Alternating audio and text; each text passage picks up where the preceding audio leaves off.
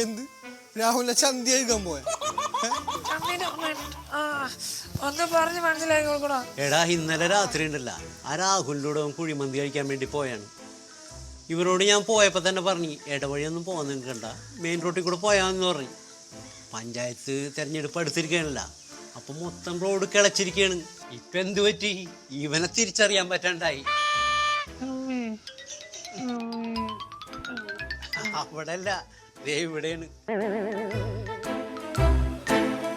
എടാ വിജീഷേ, നമ്മുടെ ഈ പഞ്ചായത്ത് ഇലക്ഷൻ വരുമ്പോൾ മാത്രം കാണുന്ന ഒരു പ്രത്യേക പ്രതിഭാസമാണ് ഈ റോഡ് കുത്തലും കുഴിക്കലും തോണ്ടലും ഒക്കെ. അതുകൊണ്ടാണ് ഞാൻ ഇവനോട് പറഞ്ഞത് ആ വഴി പോണ്ടാന്ന്. മനസ്സിലായ?